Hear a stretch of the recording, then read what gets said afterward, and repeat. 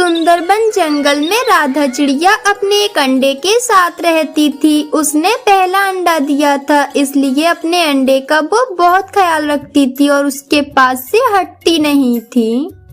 कई दिन हो गए मैं अपने अंडे के पास से नहीं हटी हूँ। अब तो मुझे प्यास लगाई है, आज जाकर पानी पी आती हूँ। ये कहकर राधा पानी पीने चली जाती है। वहीं कौवी कौवे से कहती है, सुनो कालू जी, तुम जल्दी से ये प्याज काटो और मैं जा रही हूँ किसी पक्षी का अंडा चोरी करने, क्योंकि आज मेरा ऑमलेट खाने का बहुत मन है। अच्छा ठीक है, तुम जाओ, मैं प्याज काट लूँगा। और हाँ, मिर्च भी ले आना, घर में मिर्च खत्म हो गई है। ये कहकर मयूरी वहाँ से निकल जाती है। जब वो उड़ते हुए जाती है तो उसे चिड़िया के घोंसले में अंडा दिख जाता है। उस अंडे को देखकर वो वहाँ आ जाती है और फिर वो इधर उधर देखती है और अंडा उठाकर उड़ जाती है। उसके बाद वो मिर्च के खेत में आती है। वहाँ आकर वो मिर्च चुराने वाली थी कि तोता वहाँ आ जाता है। अरे वो चोरनी कौवी, तुम मेरे खेत से मिर्च चुराने आई हो? अरे वो क्या है ना तोते भैया, मेरे घर रिश्तेदार आ गए हैं, मिर्च खत्म हो गई थी, बस इसीलिए 2-4 मिर्ची लेने आई हूँ। वो क्या है ना, मुझे उनके लिए अंडे की आमलेट बनानी है।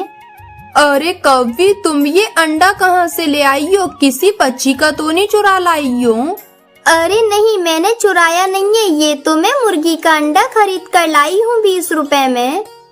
अच्छा ठीक है, तो ले जाओ 2-4 मिर्चें। वो तुम्हारे रिश्तेदार आए हैं, बस इसलिए दे रहा हूँ, वरना मैं तुम्हें देता नहीं और दोबारा मत आना कभी।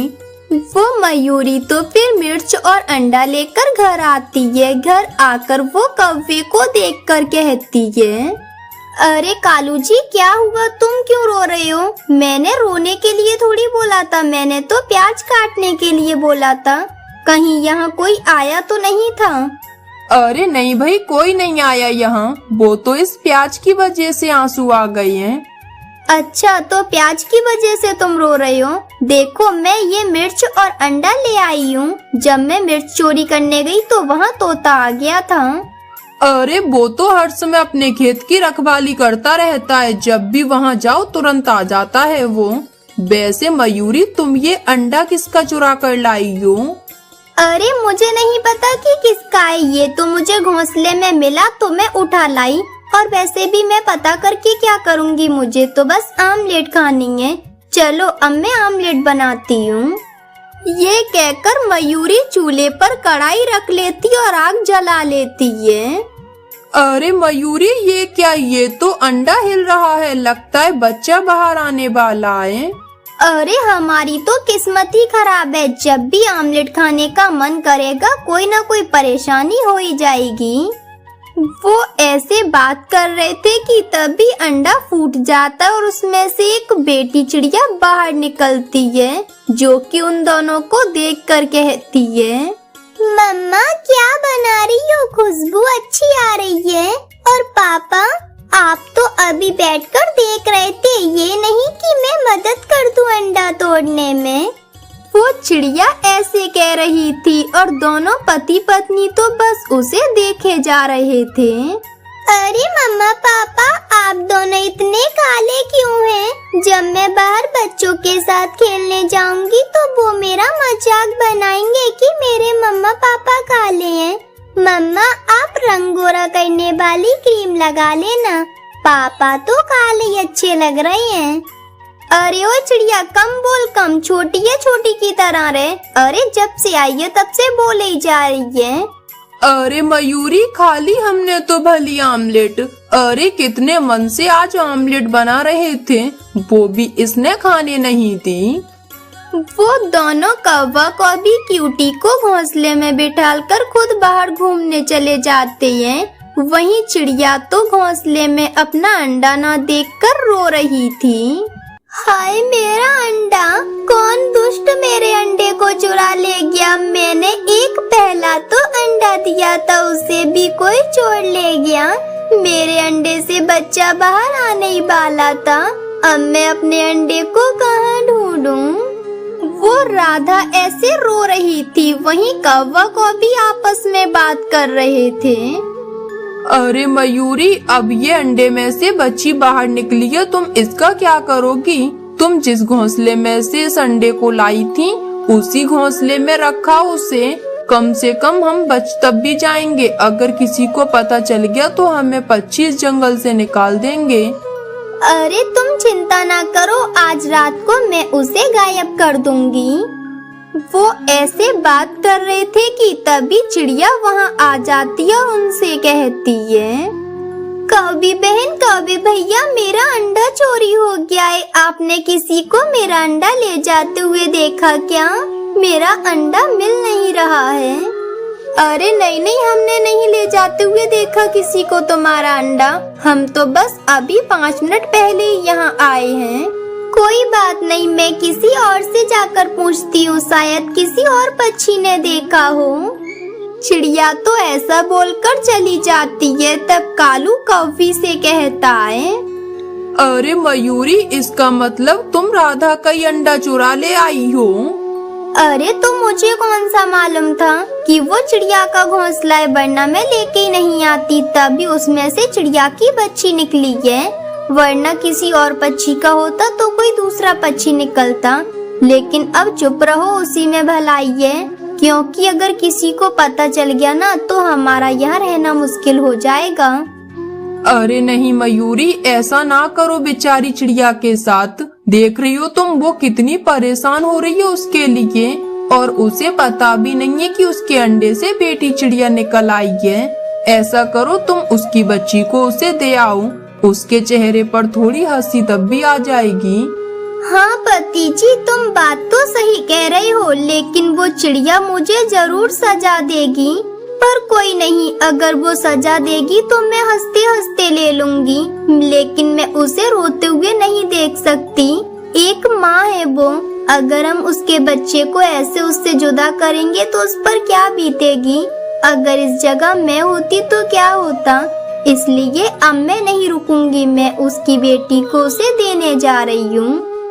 ये कहकर मयूरी वहाँ से उड़ जाती है और उस क्यूटी को लेकर चिड़िया के पास आ जाती है। वहाँ आकर वो राधा चिड़िया को पूरी बात बता देती है, जिसे सुनकर वो राधा उसे प्यार से देखती है और गले से लगा लेती है। तब क्यूटी कहती है, मम्मा, मम्मा, क्या आप मेरी मम्मा हो? और ये काली कौवी मेरी मम्मा नहीं है? अरे हाँ मेरी बच्ची, मैं ही तुम्हारी माँ हूँ। मयूरी बहन, तुम्हारा बहुत बहुत धन्यवाद जो तुम मेरी बेटी को मेरे पास वापस ले आई। अगर ये मेरे पास नहीं आती तो मैं तो जीते जी मर जाती इसके लिए।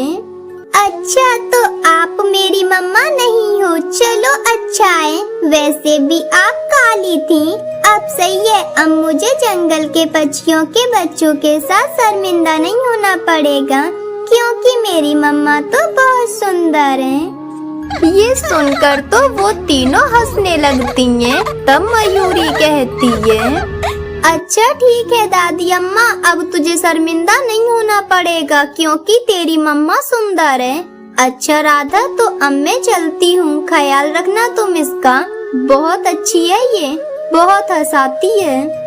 फिर वो मयूरी वहाँ से चली जाती है और फिर राधा तो अपनी बेटी के साथ खुशी खुशी रहने लगती है। मयूरी कौवी सड़े हुए सेब खाने की वजह से मर चुकी थी।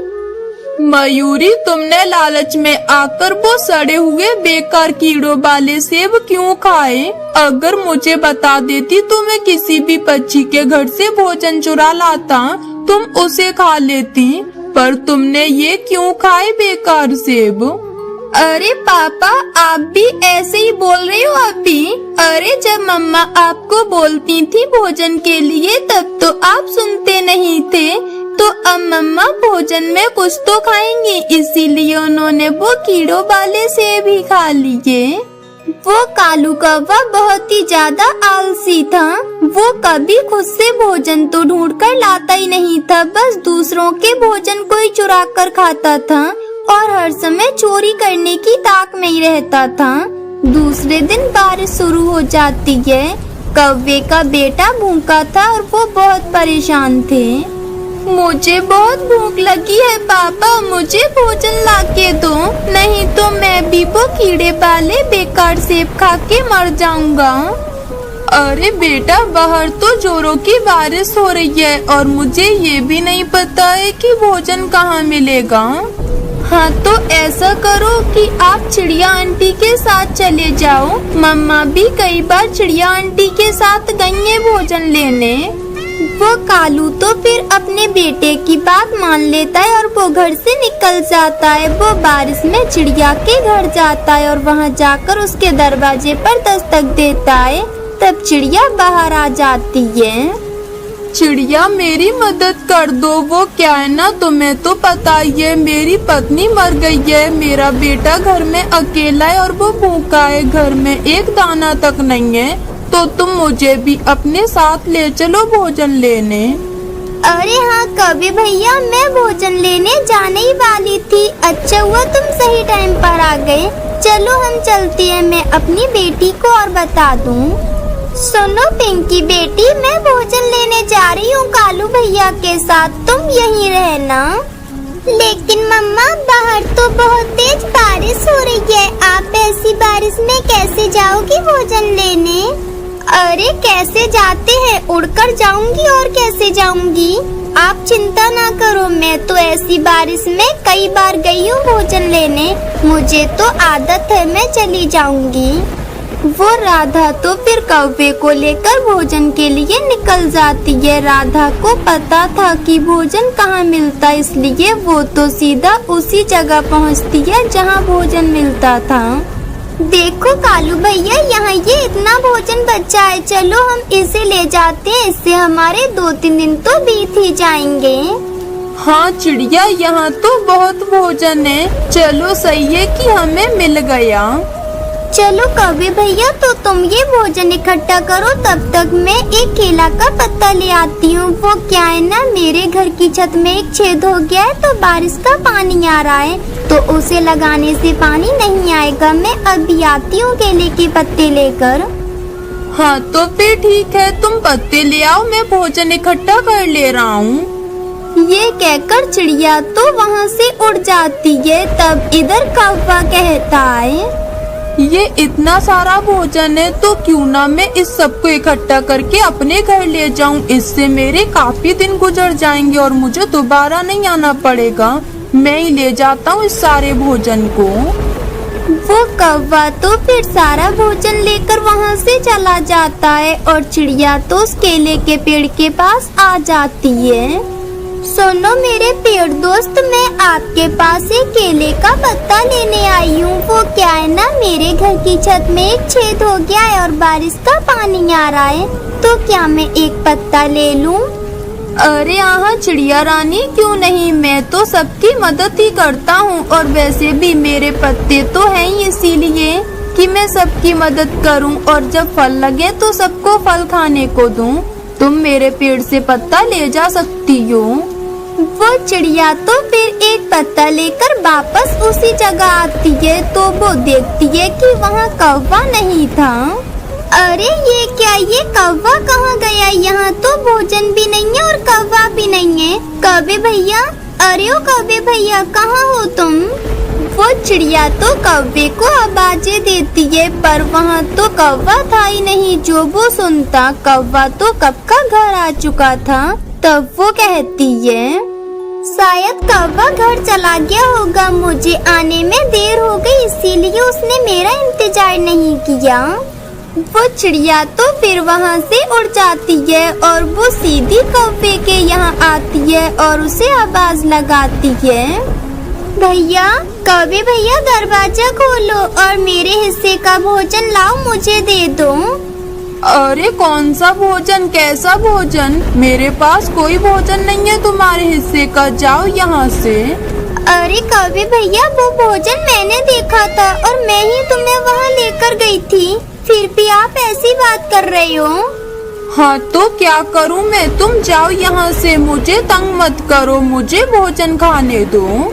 चिड़िया तो निराश हो जाती है, फिर वो चुपचाप से अपना केला का पत्ता और बिना भोजन लिए घर आ जाती है। जब उसकी बेटी कहती है, अरे मम्मा क्या हुआ, आप भोजन नहीं लेकर आई क्या? आपको भोजन मिला नहीं? अरे मेरी बेटी, मुझे भोजन तो मिला, लेकिन मैं जब तक केला का पत्ता लेने गई तब तक वो कौवा सारा भोजन लेके अपने घर आ गया और अब मैं उसके पास भोजन लेने गई तो उसने दरवाजा भी नहीं खोला और सारा भोजन खुद ही रख लिया। कोई बात नहीं मम्मा, मुझे यहाँ थोड़े दाने मिल गए थे, मैंने अभी वो खा लिए तो अभी मुझे भूख नहीं लगी। चलो तो बेटी तुम इधर बैठो, मैं अभी ये पत्ता छत पर रख के आती हूँ। फिर वो चिड़िया तो उस पत्ते को छत पर रखने आ जाती है। पत्ते को छत पर रखकर फिर वो दोनों माँ बेटी अपने घर में भूखे ही सो जाती हैं। इधर कौवा और उसका बेटा तो पेट भर के मीठी नींद सो रहे थे। सुबह हो जाती है, बारिश रुक जाती है। तब चिड़िया कबूतर के पास आती है और वो उसे कौवे की सारी बात बताती है। कबूतर भैया, उस कौवे ने मेरे साथ बिल्कुल अच्छा नहीं किया। अरे चिड़िया, वो कौवा तो है ही ऐसा, तुम चिंता ना करो, हम है ना, हम तुम्हारी मदद करेंगे और वैसे भी दोस्त एक दूसरे के काम आते हैं। मेरे पास भोजन रखा है, तुम वो ले जाना, एक मकई का भुट्टा है। वो कबूतर तो फिर उसे वो एक मकई का भुट्टा दे देता है। तुम्हारा बहुत बहुत धन्यवाद कबूतर भैया मेरी मदद करने के लिए। अब इस भुट्टे से मेरा और मेरी बेटी का पेट भर जाएगा। वो चिड़िया तो फिर वहाँ से चली जाती है। इधर कौवा तो रो रहा था क्योंकि वो कभी बारिश में उड़ा नहीं था, वो पहली बार उड़ा था जिस वजह से उसे बुखार आ गया था। हाय, मैं मर गया बेटे, मेरे बेटे बबलू, मैं मर रहा हूँ, मुझे तो तेज बुखार आ गया है, क्या करूँ अब मैं? नहीं पापा, आपको कुछ नहीं होगा, मैं आपके किसी दोस्त को बुला कर लाता हूँ, वो आपको दवाई दे देगा फिर। हाँ हाँ मेरे बेटे, जल्दी जाओ, कुछ करो, बुला लाओ किसी को। अरे लेकिन मैं किसे बुलाकर लाऊंगा पापा, कौन है आपका दोस्त? मैं राधा आंटी को बुला लाता हूँ। अरे नहीं बेटे, तुम उसके पास ना जाना, मैंने उसे तो कल ही धोखा दिया है, वो नहीं आने वाली। वो बबलू तो फिर तोते के पास आता है और उससे कहता है, अंकल अंकल मेरी मदद कर दो, मेरे पापा को तेज बुखार है, तो आप बुलबुल आंटी से दवा लाकर दे दो। नहीं नहीं, मैं नहीं जा सकता और ना ही मैं तुम्हारी मदद कर सकता, क्योंकि एक बार तुम्हारे पापा ने मेरा भोजन चोरी कर लिया था और फिर मुझे मारा भी था, तो अब मैं उसकी मदद कैसे कर दूं? तुम किसी और के पास जाओ। वो बबलू तो फिर उस कबूतर के पास आता है और वहाँ आकर उससे कहता है, अंकल अंकल मेरी मदद कर दो, मेरे पापा को तेज बुखार है, तो आप बुलबुल डॉक्टर से दवा लाके दे दो। अरे नहीं नहीं, मैं तुम्हारी मदद नहीं करूँगा, क्योंकि एक बार तुम्हारे पापा ने मेरा घर तोड़ दिया था, मैंने उसी दिन फैसला ले लिया कि मैं तुम्हारे पापा के पास कभी नहीं जाऊंगा और ना ही कभी बात करूंगा, तुम किसी और के पास चले जाओ। वो बबलू तो ये सुनकर वापस अपने पापा के पास आता है और घर आकर उन दोनों की बात अपने पापा को बता देता है। तब वो कालू कहता है, अरे मेरे बेटे, वो सही कह रहे हैं, क्योंकि मैंने कभी किसी के साथ अच्छाई नहीं की, अगर अच्छाई की होती तो वो भाग कर आते मेरे पास। वो कौवा ऐसे कह रहा था कि तभी दरवाजे पर दस्तक होती है। तब बबलू दरवाजा खोलकर बाहर आता है तो देखता है कि दरवाजे पर राधा चिड़िया थी। अरे बबलू बेटे, क्या बात है, सब कुछ ठीक तो है ना? तुम्हारे पापा की रोने की आवाजें मेरे घर तक जा रही थी, इसीलिए मैं आई हूँ। आंटी आंटी, मेरे पापा को तेज बुखार है, मेरे पापा को बचा लो, कोई हमारी मदद नहीं कर रहा, सब बोल रहे हैं कि पापा मेरे बुरे हैं, आंटी प्लीज बचा लो मेरे पापा को। अरे हाँ बेटे, तुम्हारे पापा सच में बुरे हैं, लेकिन तुम्हारे पापा ही बुरे हैं, मैं बुरी नहीं हूँ, मैं दवा ला कर देती हूँ। वो चिड़िया तो फिर अपने घर आती है और बुखार ठीक करने की दवा लाकर कौवे को पिला देती है। अरे कौवे भैया, अब एक बात याद रखना, पक्षी कितना भी ताकतवर हो पर उसे अपने पड़ोसी की जरूरत पड़ ही जाती है। चिड़िया बहन, आज के बाद ऐसा नहीं होगा, आप मुझे माफ कर दो। फिर इस तरह कौवे को तो अपनी गलती का एहसास हो जाता है। दोस्तों, ये थी आज की कहानी। और हाँ दोस्तों, इस कहानी से ये सीख मिलती है कि हमें कभी किसी के साथ गलत नहीं करना चाहिए। और हाँ दोस्तों, आज का सवाल ये है कि कौवे की मदद किसने की थी? अगर आपको पता है तो कमेंट बॉक्स में लिखकर जरूर बताएं। और अगर आप हमारे चैनल पे नए हो तो चैनल को कर दो सब्सक्राइब और हमारी वीडियो को कर दो लाइक। और हाँ दोस्तों, घंटी बजाना ना भूलना ताकि नई वीडियो आपके फोन की स्क्रीन पर हो। मिलती हूँ मैं आपको अगली वीडियो में, तब तक के लिए धन्यवाद।